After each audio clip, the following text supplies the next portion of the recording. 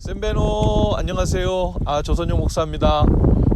몽골 땅 선교지에서 또 이렇게 영상 설교로 설교를 하게 되었습니다. 먼저 그리운 분들이 많을 텐데 우리 팀원들 잘 있는지 소개부터 좀 하고 인사를 할게요. 네, 홍철 성도님 잘 있습니다. 샌베노. 네, 얼서 인사하고 지나가십시오. 자, 또 바로 오세요. 샌베노. 자, 샌베노. 잘 있어요. 다른 말도 하셔도 돼. 샌베노. 네, 차훈 형제 다리 다 나왔어요. 하이. 샌베노. 우리 선교사님, 그레이스 선교사님이고 아들, 딸 됩니다. 환영합니다. 네. 제임스 선교사님도 잠깐 인사하셔야죠. 제가 카메라를. 네, 안녕하세요. 반갑습니다.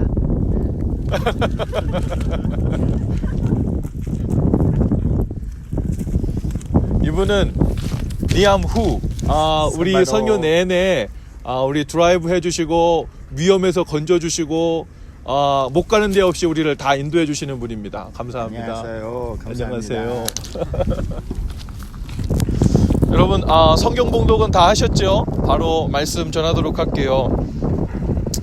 여기는 지금 주일 오전이에요. 하루가 지나면 내일 여러분들은 주일 오전에 이 말씀을 듣게 될 것입니다.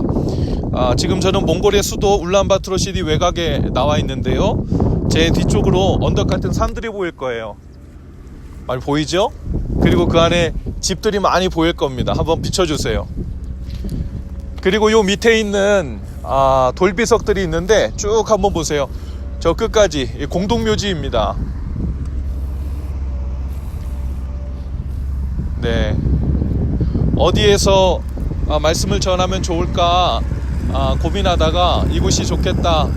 여기 이 뒤쪽에는요 또 쓰레기 매립지예요. 그래서 차들이 많이 다니긴 하지만 특별히 이곳에서 말씀을 전하는 이유가 있습니다. 오늘 말씀 가운데 하나님 주시는 은혜 그리고 성령님 주시는 또 인도하심이 있기를 바랍니다. 몽골 전체 인구가 한 300만 명 정도 된다고 합니다. 그런데 울란바토르의 인구가 2016년 통계로 144만 명 정도 된다고 해요. 즉 전체 인구의 절반 가까이가 거주하는, 거의 압도적인 인원이 사는 도시가 바로 이 울란바토르죠. 제2의 도시라고 불리는 에르데네트 시티의 인구가 불과 8만 명 정도밖에 안 된대요. 그러니까 이 울란바토르가 여기 집중적으로 몽골 사람들이 얼마나 의지하고 비중을 두고 사는지 우리가 알 수 있지요. 울란바토르 외곽에 이렇게 몽골 지역에서 여러 시골에서 올라와서 이주해 사는 몽골인들이 참 많은데요. 이 뒤에 있는 집들은 그래도 좀 괜찮은데 슬럼 지역들이 아주 많습니다. 통계에 의하면 현재 울란바토르 주민 중 절반 이상인 79만 명 이상이 몽골의 전체 가옥인 게르. 이 게르면요, 저 멀리 보면 흰색으로 동그랗게 모양이 되어 있는 곳이 있어요. 그것이 이제 몽골의 전통 가옥인 게르인데, 게르이거나 아니면 판잣집으로 만들어진 그곳에 사는 사람들이 무려 79만 명 정도가 된다는 거예요. 겉으로는 울란바토르가 아주 대단해 보이고 이 도시 안에 모든 좋은 것이 다 있는 것처럼 보이지만 해결해야 될 심각한 이슈들도 아주 많다고 합니다. 무엇보다 대기 오염이 아주 심하대요. 우리 팀들도 딱 내리자마자 공기가 달라가지고 알러지 현상처럼 숨쉬기 힘들다는 자매님도 있었습니다. 자매님이 한 명이니까 누군지 아시겠죠? 그리고 심각한 빈부격차도 있고 낙후된 교통체계, 또 포화 상태 기반 시설 등 해결해야 할 문제가 아주 많은데 그 중에서도 가장 심각한 것이 바로 대기 오염이라고 해요. 특히 그 게르에 거주하는 몽골인들은 혹독한 겨울을 나기 위해서 월 소득의 40% 정도를 석탄을 사고 땔감을 사는데 사용한다고 합니다. 그런데 그 석탄을 떼고 땔감을 사용하는 것이 대기 오염의 70%의 원인이 된다고 해요. 2016년 12월 당시에 이미 울란바토르의 대기 오염 수준은 중국 베이징의 5배나 되었고 한국의 봄, 가을 미세먼지로 인한 오염은 비길대가 안 된다고 해요. 이것은 WHO 권고 수준의 약 80배에 달한다고 합니다. 지난 30년간 전체 몽골 인구의 약 20%가 그럼에도 불구하고 이 울란바토르로 이주했다고 해요. 여기서 이 울란바토르 시티가 가지고 있는 두 가지 얼굴이 있는 것 같아요. 겉으로는 살기 좋은 도시라는 이미지 때문에 사람들이 계속해서 올라오고 모여들고 있는데 현실은 점점 더 견디기 힘든 상황이 되어가고 있는 것처럼 보입니다. 슬럼가는 점점 더 많아지고 산 전체를 뒤덮어가고 있고 대기 오염은 점점 더 심해지고 또 빈부격차는 점점 더 벌어져서 마치 한편으로는 축복의 땅, 가나안 땅으로 들어오는 것 같지만 실상은 많은 사람들이 제대로 살아가기 힘든 구조적인 마치 광야와 같은 마치 광야에서 천막을 치고 사는 것처럼 게르와 판잣집에서 살면서 막연한 도시에 대한 꿈을 꾸고 지리적으로도 외곽으로 밀려나고 심리적으로도 이 주변으로 외곽으로 밀려나는 그렇게 내몰려 사는 사람들이 점점 더 많아지고 있죠. 제 뒤에 아까 말씀드렸듯이 이 공동묘지가 이곳에 오면서 한눈에 들어왔는데 축복의 땅처럼 가나안 땅처럼 생명의 땅처럼 생각하고 온 이곳에서 제 눈에 제일 많이 보인 것은 저 산등성에 있는 점점 더 산 전체를 뒤덮고 있는 집들, 그리고 여기에 즐비한 공동묘지들이 제 눈에 먼저 들어왔습니다. 어제는 우리가 사역을 마치고 울란바토르의 강남이라고 불리는 짜이슨이라는 동네를 우리가 잠깐 둘러봤는데 새로 지은 금빛 나는 고층 아파트들, 그리고 옷차림이 범상치 않은 그런 분들이 길거리에 많이 돌아다니더라고요.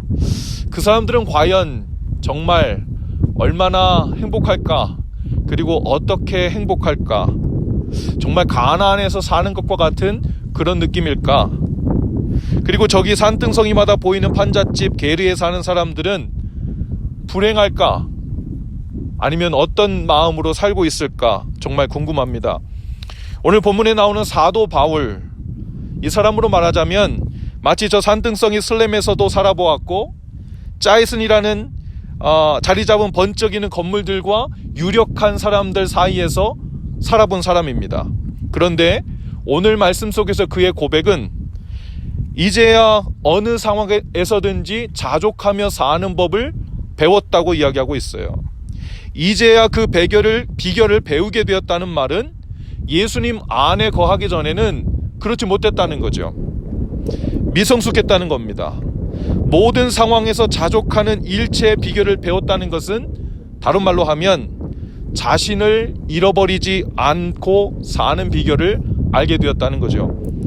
바울은 비천에 처할 때 자괴감이나 실패감에 절망하면서 자신을 잃어버리지 않았습니다.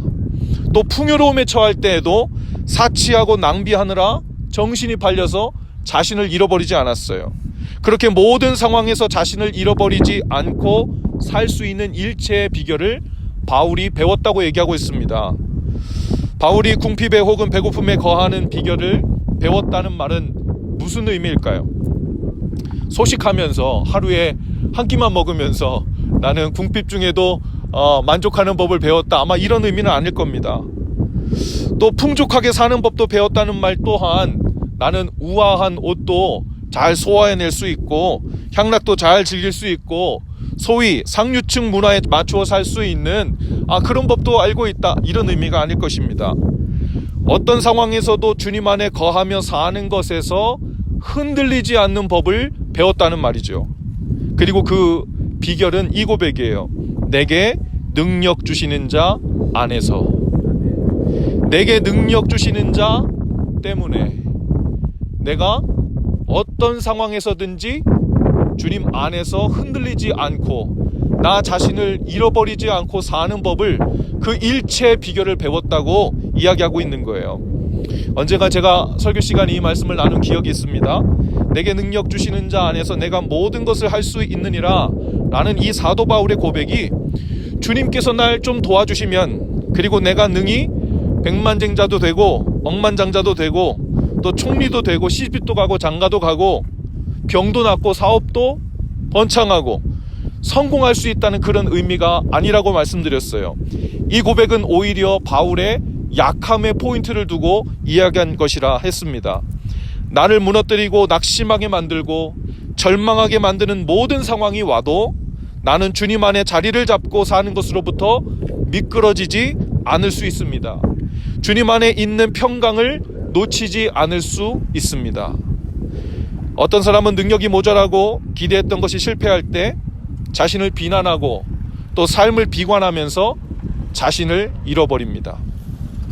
하나님께서 독생자 아들을 주시기까지 그 사람을 사랑하셨다고 말해도 여전히 자신의 손에 남아있는 능력이 보이지 않을 때, 내가 원하는 것을 취할 수 없을 때 자신을 잃어버리고 말죠. 엄밀히 말하면 그것은 교만입니다. 그 판단 기준에서 철저히 하나님의 사랑을 배제하고 있는 것이고 예수님의 은혜를 접어두고 있는 거죠. 믿는 자라고 하면서도 실제로 삶에서는 내게 있는 능력 안에서 나는 모든 것을 할 수 있다라는 식으로 생각하고 반응하고 있는 겁니다. 자기 손에 있는 능력, 재산, 가능성을 보고 죽을 노력을 해보다가 안 되면 포기하고 자신을 잃어버리고 마는 겁니다. 또 어떤 사람들은 풍성함 속에서 자신을 잃어버리기도 해요. 누릴 것이 많고 가질 것이 많고 할 수 있는 것이 많다 보니 그 모든 것이 바로 하나님께서 나에게 누리라고 내 것으로만 주신 줄 알고 사는 겁니다. 어떤 사람은 많은 재물 때문에 그것을 지키다가 자신을 잃어버립니다. 어떤 사람은 잘생긴 외모와 인기를 유지하려다가 자신을 잃어버려요. 하나님께서 부르신 사명에는 관심이 없고 오직 눈에 보이는 것만 따라 살다가 하나님 앞에서의 진정한 자신, 하나님의 형상, 하나님의 자녀된 모습을 잃어버리는지도 모르고 사는 겁니다. 여기 몽골에 와서 며칠을 지내다 보니까 저와 저희 팀들이 그동안 얼마나 넘치도록 풍족한 생활을 하고 있었는지 그냥 생각은 했었는데 그것이 피부로 확 와 닿더라고요. 선교사님 말씀에 들어보니까 온 가족 3대가 한 게르 안에서 함께 사는 가정들이 많다고 그러는데 그 전통 가옥인 게르 하나, 그것을 구입해 짓는 가격이 제가 들고 다니는 이 셀폰 하나 가격 정도더라고요. 그러니까 저희는 여기 몽골 사람들 3대가 모여 사는 집 한 채씩을 손에 들고 다니는 거예요.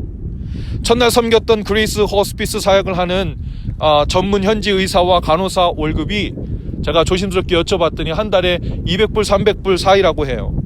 닥터 한 사람이 부족해서 또 약이 없고 진료해 줄 사람이 없어서 혼자서 게르 안에서 고통스럽게 죽어가는 사람들이 수없이 많은 겁니다. 제가 지금 서 있는 앞쪽에는 저 맞은편인데요, 울란바토르에서 나오는 쓰레기들을 모아놓는 매립지입니다. 며칠 전에 우리가 다 같이 그곳에 가서 일하는 분들을 방문했었는데요, 쓰레기 더미들 사이에서 움막을 짓고 자녀들과 함께 사는 분들이 있어요. 그리고 쓰레기 속에서 내다 팔 수 있는 것들을 종일 찾으러 다니는 겁니다. 그분들에게 깨끗한 물을 가져다 주었더니 잘 보이지 않던, 그러니까 쓰레기 더미 사이사이에서 일하고 계시던 분이 끊임없이 계속 나오는 거예요. 깨끗한 생수 한 병 때문에 멀리서부터 받으려고 뛰어나옵니다. 그런데 그래도 모자라서 다 나눠주지 못하고 되돌아서는 저희 팀 발걸음이, 그리고 마음이 참 무거웠습니다. 저를 포함해 얼마나 많은 이미 풍족한 그리스도인들이 더 풍족한 삶에 대해 목말라 하면서 자신을 잃어버리고 사는지 몰라요. 주님 안에서 그분의 뜻을 행하며 사는 그 사명의 자리를 잃어버리고 삽니다. 여러분, 궁핍하든 풍족하든 주님 안에 거하고 있는 나를 잃어버리지 않고 사는 것이 성공하는 삶인 줄로 믿습니다. 하나님께서 나를 누구로 부르셨고 무엇하며 살라고 하셨나, 그것에 대한 삶의 이유와 초점을 놓치지 않고 사는 것, 그것이 성공하는 삶인 줄로 믿습니다. 엊그제는 이곳 청년들과 함께 만나 이야기하는 시간을 가졌는데 서로 자기소개도 하고 고민하고 싶은 것, 그리고 기도 제목들을 나눴는데 제가 좀 예상하기는 이런 말들을 나눌 것 같았어요. 어떻게 하면 더 성공한 크리스천들이 될까, 어떻게 하면 더 잘 살까? 어떻게 하면 복을 더 얻을까? 울란바토르의 중심에 들어가 번쩍이는 고층 아파트에 어떻게 하면 살 수 있을까? 그것을 믿음이란 이름으로, 복이란 이름으로 물어보고 궁금해할 줄 알았어요. 물론 그런 사람들도 있었죠. 그런데 더 많은 사람, 대부분의 청년들, 제가 보니까 그 10대 후반부터 20대 초중반까지 많았는데, 그 몽골 청년들의 입에서 이런 고민과 기도 제목들이 제일 많이 쏟아져 나왔어요. 어떻게 하면 더 믿음 좋은 크리스천 청년으로 살 수 있을까? 어떻게 하면 내 자녀들, 보니까 20대 초반 아이들, 청년들 중에 이미 아이가 있는, 혹은 싱글 부모로서 아이가 있는 청년들도 있더라고요. 어떻게 하면 내 자녀들을 믿음 안에서 잘 양육할 수 있을까? 어떻게 하면 믿지 않는 부모님도 복음을 듣고 구원받을 수 있을까? 여러분, 이런 질문들이 대부분이더라고요. 경제적으로만 보면 여기 청년들의 한 달 평균 월급은 어쩌면 우리가 시카고에 살고 있는 직장인들, 청년들 월급의 아마 10분의 1 정도 채 못 될 것입니다. 그런데 이 청년들이야말로 궁핍함에도 자신을 잃어버리고 있지 않는 거예요. 하나님이 나를 누구로 부르셨는지, 무엇을 붙들고 살아야 하는지, 무엇에 온 힘을 쏟아 살아야 하는지를 단단히 붙들고 있는 것처럼 보였습니다. 참 감사하기도 하고 도전도 되었어요. 그리고 나서 나는 사도 바울처럼 우리는 이렇게 고백해야 합니다. 내게 능력 주시는 자 안에서 내가 모든 것을 할 수 있다. 여러분, 이 고백의 요지는 하나님께서 날 좀만 도와주시고 내 능력도 부지런히 발휘하면 어떤 일이든, 좀 어려워 보이는 일들도 해낼 수 있겠지, 인생 승리할 수 있겠지, 이런 식의 말이 아니에요. 물론 하나님이 필요하시면 기적도 주시지요. 그러나 여기서 바울이 하고 있는 고백의 포인트는 내가 가진 능력을 바라보며 살지 않고 내게 능력 주시는 것을 따라 사는 삶에는 언제나 길이 열리고 언제나 주님의 뜻과 만나게 된다는 뜻인 줄로 믿습니다. 이번에 선교팀이 매일 사역을 나갈 때마다 동일하게 경험하고 있는 것이 있습니다. 저녁 때마다 모여서 오늘 하루 사역에 대한 쉐어링을 할 때 많은 사람들의 입속에서 이런 동일한 고백이 나와요. 예상치 못한 일들이 섬기러 나갈 때마다 계속 발생하는 거예요. 스키 드라마에 필요한 중요한 소품을 빠뜨리고 오기도 하고, 또 생각한 것과는 상황이 달라서, 세팅이 달라서 이거 어떻게 어레인지를 해야 되나, 그런 생각도 들고요. 또 복음을 전하러 간 구치소에서는 정책상 사람들 앞에서 노래는 부를 수 있지만 직접적으로 기도는 안 되고 복음 전도도 안 된다는 거예요. 그런데 자기 자신에 대한 이야기는 할 수 있다는 겁니다. 성령님이 우리에게 지혜를 주셨습니다. 우리는 나를 만나주시고 나를 구원해 주시고 지금도 성령으로 우리와 동행하고 계시는 그분에 대한 이야기를, 그 스토리가 있으면 우리는 이미 복음에 대한, 전도에 대한 모든 것을 할 수 있었습니다. 마치 사도 바울이 옥에 갇혔든 자유했든, 기회가 있든 없든 할 수 있는 대로, 다른 말로 하면 내게 능력 주시는 자 안에서, 내게 길을 열어주시는 자 안에서 우린 모든 것을 할 수 있다고 고백한 그 고백이 우리의 고백이구나, 지금도 그 고백이 워킹하고 있구나 라는 고백이 마음이 들었어요. 저녁에 모여서 하루 사역에 대한 나눔을 하는 시간에 팀원들이 이렇게 얘기합니다. 예상치 못한 일들은 계속 일어났지만 주님께서는 그것을 통해 다른 길을 열어주셨고, 그 길에 순종함으로 겸손하게 따라가면서 반응했더니 계획했던 것보다 항상 더 좋은 결과, 더 풍성한 은혜가 되었다고요. 저희 선교팀은 여기서 이것을 배우고 있습니다. 나의 힘은 빼고 바람 같은 성령님의 인도함을 따라 사역하는 법을 훈련하고 프랙티스하고 있는 거예요. 나의 생각의 힘, 내 의지의 힘, 나의 계획의 힘을 빼고 오직 주님의 뜻을 구하고 주님의 능력 주심을 구하는 겁니다. 주님이 원하시는 것이 무엇인지 구하는 것이 먼저이고, 우리의 마음이 그것에서 떨어지지 않으면 능력 주시는 자 안에서 우리는 모든 것을 할 수 있습니다. 오늘 말씀에 짝꿍 말씀이 있다면 요한복음 15장 7절 말씀이라 생각합니다. 너희가 내 안에 거하고 내 말이 너희 안에 거하면 무엇이든지 원하는 대로 구하라. 그리하면 이루리라. 또 한 주 살아가는 동안 이 고백이 저와 여러분의 고백이 될 수 있기를 바랍니다. 주님, 제가 어떤 상황에서도 주님 안에 거하기를 먼저 힘쓰겠습니다. 그러면 제게 능력을 주셔서 어떤 상황에서도 승리하게 하실 줄 믿습니다. 우리 옆에 계신 분 좀 인사하시면서 한 주간 이 고백이 당신의 것이 되길 바랍니다 하고 한번 인사하십시다. 한 주간 이 고백이 당신의 것이 되기를 바랍니다. 이 시간 우리 자리에서 다 일어나셔서 헌신 기도를 다 같이 함께 하겠습니다. 다 같이 우리 헌신 기도를 함께 하죠. 시작. 주님, 제가 처해 있는 상황이 어디이든 주님 안에 거하기를 먼저 구하겠습니다. 제게도 주님 안에 거할 수 있는 지혜와 능력을 주옵소서.